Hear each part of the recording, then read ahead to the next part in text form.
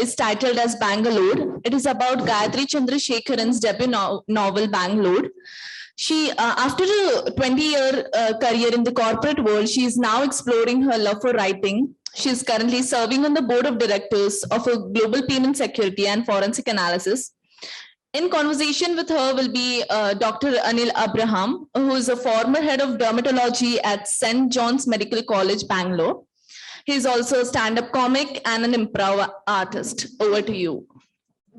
Thank you so much for that wonderful introduction. Welcome, Gayatri, to the stage in Bangalore to discuss Bangalore. Yep. So I will ask you the obvious question for a first-time author. When did you feel the need to write? Is this something that started up in childhood? Was there always a hidden writer in you, or did this happen much later? I always imagined there was a hidden writer in me, even when I was a little girl. So I did want to write, but I never somehow got down to it. I think I was fairly decent in the science and math. So the decision is made for you. You do engineering and then you kind of do your MBA. But at some point I did want to write a book, and it happened when I quit my full-time job 3 years ago. And that's how this book happened.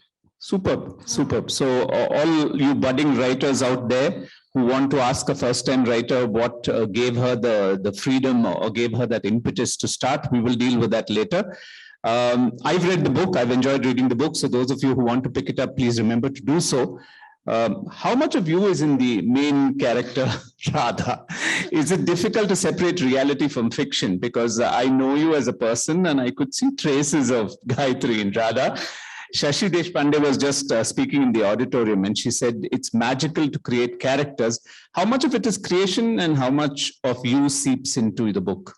So I have to be honest, since I was a first-time author, I was a little diffident to write a completely unknown kind of character. So yes, heavily borrowed from me, my family, my friends, except that I did not have a handsome Britisher in my life. Everything else is true. Oh, you're not telling us. Okay, we will find out whether James Rutherford exists or not a little later. After she's written a few books and she's on Coffee with Karan, maybe we will get to know the British chap in your life. A more serious question, Gayatri. Do you think reading is dying out for the younger generation? I'm so happy to come for the Bangalore Literature Festival and find it teeming with the youngsters buying books and looking at books and attending sessions.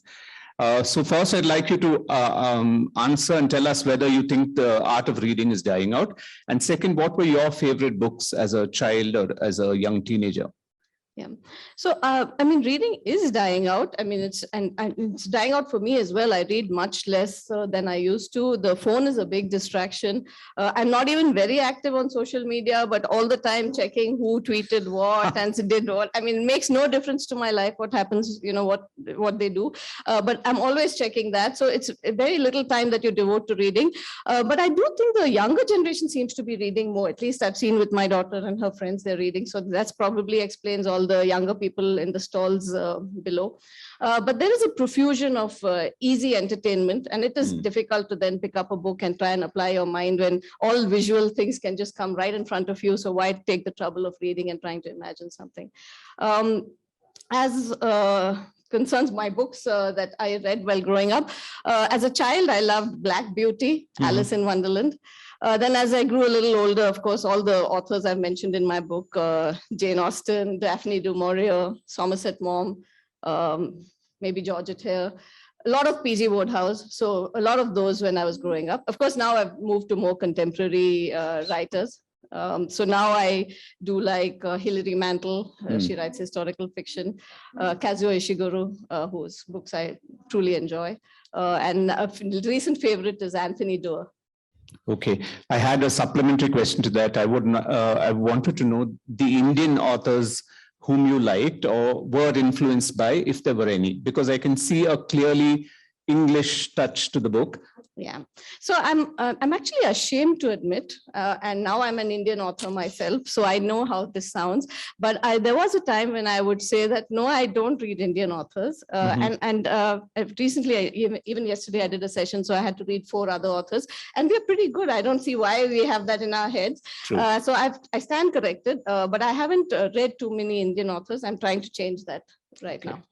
I think when we start reading more, we'll find that authors from other countries celebrate their weakness of language, if that's a term to be used, or their English not being perfect, but they still choose to write in English and write it the way they want to. Correct. So I think using colloquial language, incorporating where you stay, things like that will probably make our reading more identifiable for an audience that we're Yes, and dealing I with. think Chetan Bhagat is a perfect example of that, how he's used kind of English and everything, and he's got such a fan following. It's amazing. He seems to have changed the market where everyone sells minuscule books. He starts with lakhs. So I think it's possible if you kind of give it to the right. Never argue with something that sells, right? Yes, yes, If there are absolutely. thousands of people out there reading it, then there must be something to it. Yes.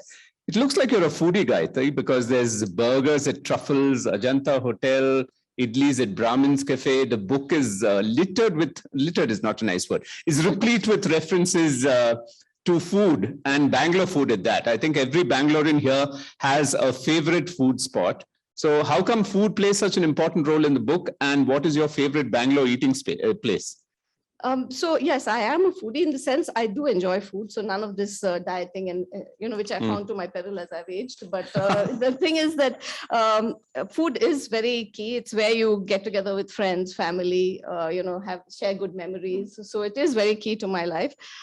In Bangalore, of course, there are lots of places, but I think the standout is you pick any darshini on any street, and that's my favorite. I think people in Bangalore have forgotten to make breakfast because idlis and doshas and everything is so easy to get. So any darshini is my favorite. It's just my go-to place, closest darshini. As long as I love the way you said doshe and dose and not say sambar and things like that. That is one of the most irritating things the Bangalorean can hear. So thank you for being, very, very grounded in reality. So food is one. And second, the reference to MG Road, parade grounds and St. Mark's Cathedral, things like that. So the book is very grounded in Bangalore, in reality in Bangalore. And that's something I think your readers are going to enjoy. And when you read a novel living in Bangalore, or even if you've been to Bangalore and love the city, this is something that you will enjoy. Yeah. Was it a conscious decision? Even the title, the clever title, Bangalore, kind of makes it very clear. So your love for the city, is it something that you were very certain that you would put into the book? Yes, I was. Again, tying back to the thing that I would write about familiar things since it was my first time, and I'm not a trained writer or anything. So this is a city that I'm absolutely familiar with, and I absolutely love. So I cannot imagine living outside the city. There are times when job opportunities come outside the city, the country. Every time my husband and I have refused it, saying no, we're going to stay in Bangalore. So essentially, yes, Bangalore was to be part of the story. Why Bangalore? Actually, I worked a lot in the IT world, and for those of you in the audience who are from the IT world, you do know that when someone is Bangalored in the US, it means they've lost their jobs to Bangalore. So it was a take on that, except in this case, this Westerner lost his heart to Bangalore and not his job. Okay, so there's a hidden romantic there in Gayatri. I'll go to what I thought would be my last question, but I will take it in between. I wanted to know, you've written a book which is based in Bangalore, and there is a good thread of romance through the book. Do you imagine yourself writing something radically different for your second book, or is it going to follow the same kind of lines? No, it's going to be radically different. Okay. Yeah. So we wander in Shivajinagar and we have a horror or murder story there, maybe. I'm toying with a story that crosses time zones and things like that. I don't know. I don't know if I have the skill for it. I'm working on it. Let's see. Superb. So you're going to take a giant leap out of the box in the next. Absolutely. Yes. When I read your book, what struck me was the fact that it was very visual. I mean, there was a description that I could almost see the characters in the place, whether it was Lalbagh opposite the High Court and the auto rickshaw and the reference to Rajnikant and Talaiva and things like that was very something that I could identify with, and I'm sure your entire set of readers would. A little bit of an imaginary kind of question. Do you see this being made into a movie? I would love for it to be made into a movie, except that I recognize that perhaps there isn't much of a plot. So the scriptwriter will have to kind of flesh it out a bit and, exaggerate the story. That always a bit. happens. Yes. Yeah. But yes, I would love for it to be made into a movie only because it'll sell some more books. Mr. R.K. Narayan's guide and then later the guide that you see with Devanand and Wahida Rahman in it is a lot fleshed out from the Correct, basic absolutely, story. So it can happen. But already your book is very visual and there's a story that can easily be adapted into a movie. So those of you who direct movies out there and have connections with the film business, please remember here's a book you can pick up and possibly have as a script for a movie And too. I'll give you my number outside. Okay, so I'm going to put you in a spot now. If it's going to be made into a movie, I want to know who you want cast as Radha and who you imagine Mr. Rutherford is going to be. So Radha, I've actually already thought about this. I'm ashamed to admit. So It happens when you write. So there's a South Indian actress, and I've forgotten her name, but she acted in Savitri, the movie about Savitri recently. Yes, I've forgotten what her name is. So I thought, does anyone know? So Kirti Suresh. Kirti Suresh, correct. So that's the one I would have thought of. Mahanati. Mahanadi, yeah. So I would have thought of her. James, actually, I thought of a boy who's a redhead, who is now, I'm seeing him in the Wheel of Time as the main character Rand, Okay. and he's looking a bit young for it. So, but that's whom I thought of initially because I needed a redhead. Okay, all right. Sounds good. So she's even got the casting going. A lot of communication between the primary characters in the book is as WhatsApp chats. That's something that we've started seeing in books now.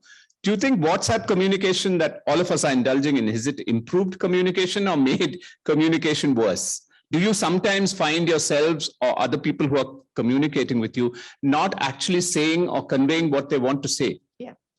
So it's both things in one sense that, for me, who's a little private person, it's a nice way to communicate because I don't have to pick up the phone when you call me. When I'm good and ready, I'll see your message and reply. Yes. And I'm also diffident about calling others. Let me be honest. When I call you also, I'm like, text you 5 times saying, can I call you? So, it's to that extent, it's very convenient. But yes, a lot gets lost in translation. So I find that sometimes I've said something and maybe it comes off as being maybe rude or wrong or, things like that. And you have to call up and say, no, that's not what I meant. So that is something that we certainly need to. Because you don't see the emotion in the voice, you don't see the smile on the face, Correct. you're not getting the pat on the back. All that is not, something felt in WhatsApp communication. And we're all not very effective when we write. And then there's the short forms and the YOLOs and everything. So, it's. You have English teachers in your family, so I'm asking you, and the spellings in WhatsApp communication is something that a slightly older generation goes crazy reading that. I just don't understand how much more effort it takes to write GOOD rather than GUD. It's just basically the same thing. And it sets my nerves on edge to see good morning in the morning. Your intro says you curl up with a cup of tea. How come you're a South Indian who curls up with a cup of tea? Yes. You wanted coffee with Karan and you converted this into chai pe charcha. With Dr. Anil, yeah. So I don't know, somehow the entire family has always been tea drinkers, though we are all the South Indians and also we do drink coffee, but that's just one. But the go-to drink is tea. Strangely, in the 1 year that since I've written this book, I've started taking to coffee. I have no idea how that is. But Superb. I shall include you in my family now that you drink coffee. You talk about the 3 dogs in your life, Yeah. and then the character in the book has 1 dog, very, very mysteriously named Lucifer. So tell us about your fascination for dogs and how come they crept into the book. So I do love dogs, and sometimes I feel I love them unreasonably. My family insists I love them more than I love them. So I think that's why they're essential part of my writing.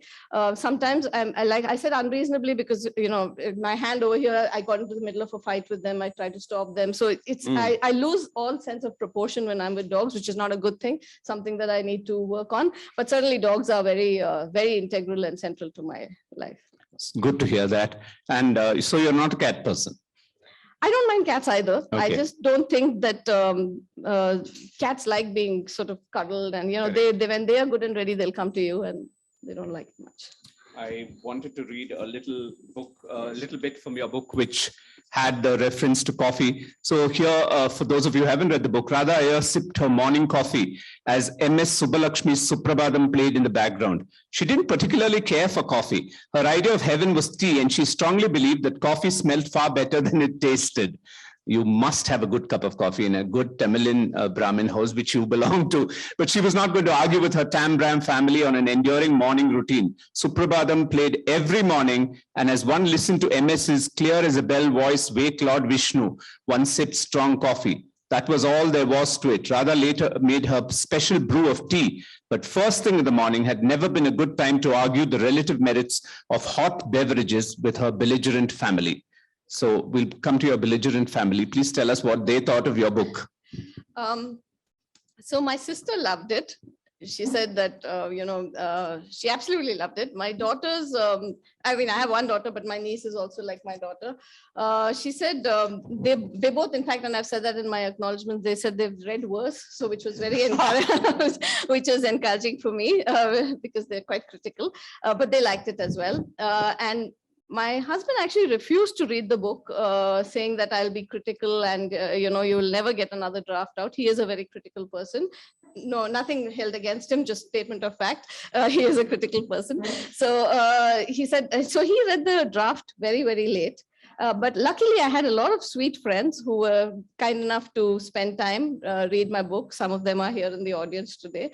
And I thank you all. I think, and they gave me a lot of feedback. They told me, it's not going anywhere. This doesn't seem right. That doesn't seem right. So they have a very big role to play in how the book turned out, however, in whatever shape it is.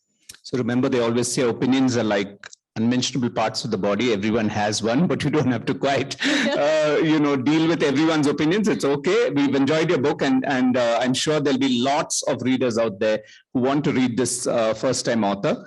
Quoting again from the book, for those who haven't read it, "Oh, I am quite the feminist. I just don't find the need to bat for feminism this way. Fleming wrote him as a white male, making him a woman," she's referring to James Bond, "as a pretext for feminism is just childish. We do have a black widow for every Bond, right?" And so I wanted to ask you, how much of the feminist Gayatri is in this book? I think completely. I mean, I'm not a feminist as in a very Radical beat the man up type. Yeah, not at all. We all need men. They have their uses. So, like opening the jar of jam that doesn't open? Too, okay, yes, all right. Okay. But I do believe that there is a role for everyone. And I think feminism for the sake of feminism, and I'm no expert on the topic, but it's just my own view that I'm trying to put forth, is that, just trying to make everything equal just doesn't work. It seems like, what do you call it? Affirmative action, which has its uses in certain cases, but I think women are strong enough to kind of take what's theirs. And again, I acknowledge that I speak this from my worldview, which is different from, say, a rural woman, and maybe her challenges are different, and that action is required over there. So, with very limited knowledge, this is my view. I have a few more questions, but if anyone from the audience has something that they wanted to ask Gayatri, please put your hands up and we can entertain a few audience questions too. Gayatri, what about this role of the author or the writer as an activist?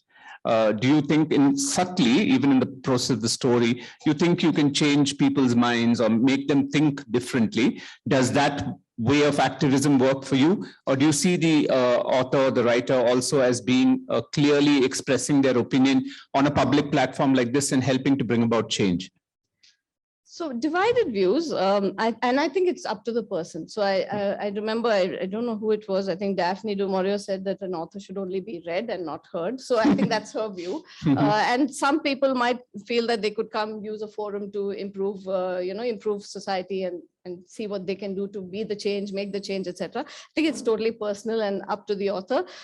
For me, I think I found it myself. I'm a very argumentative person, and I found it very difficult to change people's minds, perhaps because I'm argumentative, and so, there's that barrier that goes up. But I acknowledge that I think it's very, very difficult to change people's minds. And perhaps writing is a better way of doing it than just trying to discourse. So maybe you build characters that kind of send out the message that you want to society, and that could work.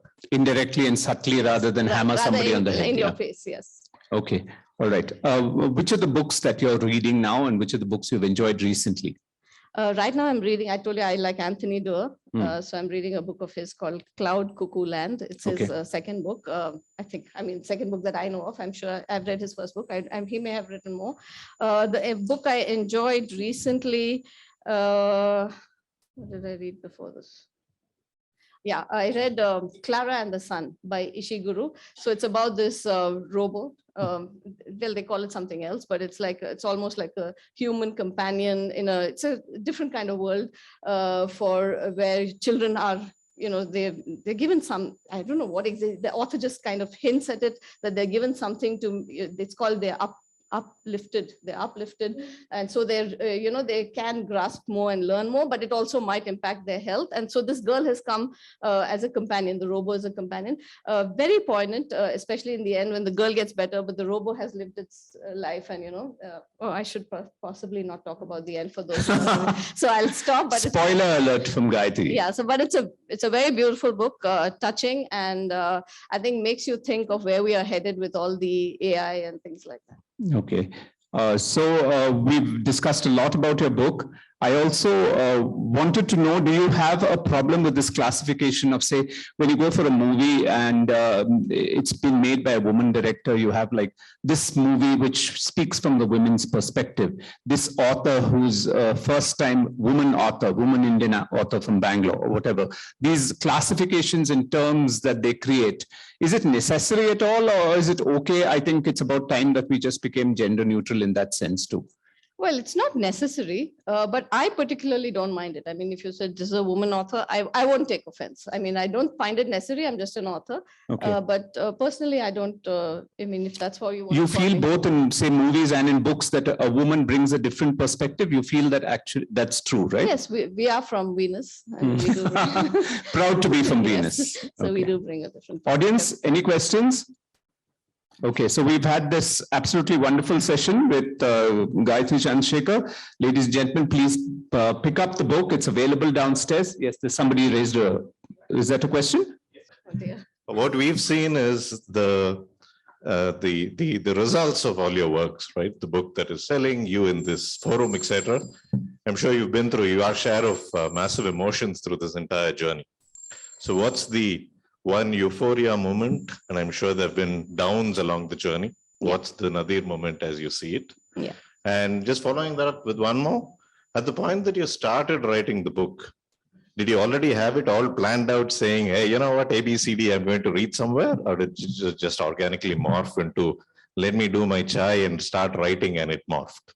So it's the latter. I'll answer the second question first. The writing process was certainly the latter. I just started writing, and the story kind of emerged. In fact, the ending emerged much later. I was, it completely took even me by surprise. Sorry to say, sounds so cliched, but it did. What was the first question? Oh yeah, me. So the moments of euphoria have been the people have been very kind. They've called me, and I've not heard from friends in ages, maybe engineering classmates, maybe, where people have called me from the US and said, we read your book and it's wonderful. It took us back to our loved ones, the days we had a crush on someone, the women we lost or the men we lost. I think some said, I forgot to feed my child. I said, I put my child to bed early so that I could read. And the other said, I told them to Swiggy because I can't cook for you because I want to read. So all of that was very, very heartwarming, I have to say. So that was a real euphoria and a high for me.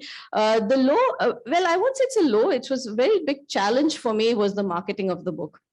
I'm a debut author. People are just not waiting to buy my book. They're not lining up. They don't know who I am. So I had to kind of change everything about my social media. I'm not a very social media friendly person. I had to go back to Facebook, reactivate that account. I started Instagram and Twitter just the last 4 or 5 months. I've been a disaster there, I have to admit. So that could be a low. I've never been able to influence anyone through Twitter or Instagram. Luckily with Facebook and LinkedIn, because they are my corporate, LinkedIn through my corporate world, and Facebook because old friends still are old friends. So I suppose those still worked, but I think that's been the biggest challenge for me, how to get the word out about the book. I think for a novice, you're doing very, very well in terms of marketing. Excellent. I think the book is getting an excellent response. So like I was saying, those of you who want to pick up the book, it's available downstairs. And those of you who are all set to make it into a movie, just read the book and you can see the movie unfolding before your eyes. Considering the kind of stuff that we're getting on OTT platforms now, maybe even that could happen. You didn't confess to your childhood, teenage or /teenage reading of Mills and Boon. Which No, strangely, I did not like Mills and Boon when I was a child. I read them when I was expecting my child. And that's all I read them, those 9 months for some reason. So the romance came after the pregnancy. This is very bold. Great talking to you, Gayatri. Wonderful start of a new book. And then I'm wishing you many more wonderful books in your Thank you future. so much. Thank you. Thank you.